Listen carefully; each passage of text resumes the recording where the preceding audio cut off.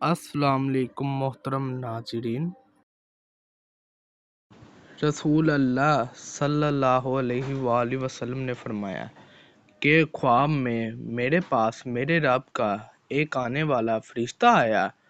اس نے مجھے خبر دی، یا آپ صلی اللہ علیہ وآلہ وسلم نے یہ فرمایا کہ اس نے مجھے خوشخبری دی کہ میری امت میں سے جو کوئی اس حال میں مرے کہ اللہ تعالیٰ کے ساتھ اس نے کوئی شریک نہ ٹھہرایا ہو تو وہ جنت میں جائے گا۔ اس پر میں نے پوچھا، اگرچہ اس نے زنا کیا ہو، اگرچہ اس نے چوری کی ہو؟ تو رسول اللہ صلی اللہ علیہ وآلہ وسلم فرمایا کہ ہاں، اگرچہ زنا کیا ہو، اگرچہ چوری کی ہو۔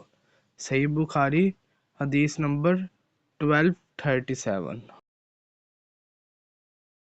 نبی کریم صلی اللہ علیہ وآلہ وسلم نے فرمایا کہ کسی کے اگر 3 بچے مر جائیں تو وہ دوزخ میں نہیں جائے گا، اور اگر جائے گا بھی تو صرف قسم پوری کرنے کے لیے۔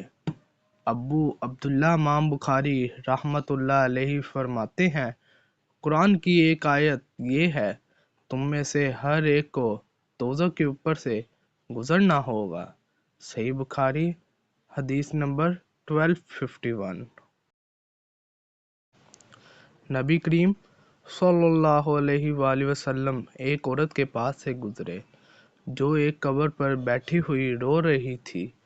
آپ صلی اللہ علیہ وآلہ وسلم نے اس سے فرمایا کہ خدا سے ڈر اور صبر کر۔ صحیح بخاری حدیث نمبر 1252۔ ویڈیو اچھی لگی ہو تو چینل کو سبسکرائب، ویڈیو کو لائک اور شیئر ضرور کیجیے گا۔ ہمیشہ سلامت رہیں۔ شکریہ۔